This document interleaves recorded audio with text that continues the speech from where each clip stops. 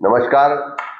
ગુજરાતના એક એક ગુજરાતીના જે પ્રશ્નો છે, જે તકલીફ છે, સમસ્યાઓ છે, જે સરકારનો ગેરવહીવટ ને ભ્રષ્ટાચાર છે અને એના કારણે જે પ્રજા ત્રસ્ત છે એના અવાજને બુલંદ કરવા માટે, એના પ્રશ્નોને વાચા આપવા માટે, એને માટેની લડત લડવા માટે પ્રદેશ કોંગ્રેસ સમિતિ દ્વારા 8મી સપ્ટેમ્બરના રોજ ગાંધીનગર ખાતે જન સત્યાગ્રહ કાર્યક્રમની જાહેરાત કરવામાં આવી હતી. પણ આજે જે પરિસ્થિતિ છે, આખા ગુજરાતમાં ચારે તરફ ભારે વરસાદ વરસી રહ્યો છે, અનેક જગ્યાએ પૂરની સ્થિતિ છે, લોકોનું જીવન ધોરણ અત્યારે પ્રભાવિત થયું છે. એ સંજોગોને ધ્યાનમાં રાખીને આવતીકાલે જન સત્યાગ્રહનો કાર્યક્રમ મોકૂફ રાખવાનું નક્કી કરવામાં આવ્યું છે.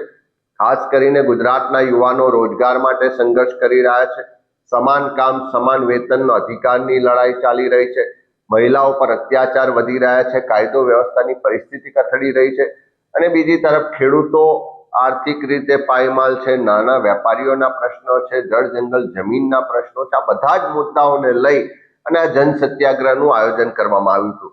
પણ જે પરિસ્થિતિ વરસાદી માહોલને કારણે થઈ છે, ત્યારે અમે આ મુદ્દાઓને લઈને લોકો માટે લડવા કટિબદ્ધ છીએ અને આવનારા દિવસોમાં પણ ફરી જન સત્યાગ્રહ લઈ અને આવીશું. પણ હાલની વરસાદી માહોલને પરિસ્થિતિને ધ્યાનમાં રાખી હું કોંગ્રેસના તમામ કાર્યકરોને વિનંતી કરું છું કે તમારી આસપાસ જ્યાં પણ કોઈ વરસાદથી પ્રભાવિત વિસ્તારો હોય, પરિવારો હોય, ત્યાં તંત્રને અને જનતાને મદદરૂપ થવા માટે પ્રયત્નશીલ રહેજો, ખડે પગે હાજર રહેજો અને એ સ્થિતિ મુજબ આપણે આવતીકાલનો કાર્યક્રમ મોકૂફ રાખીએ છીએ અને આ જન સત્યાગ્રહ કાર્યક્રમ આવનારા દિવસોમાં ફરીથી લઈને આવવા માટે અમે કટિબદ્ધ છીએ.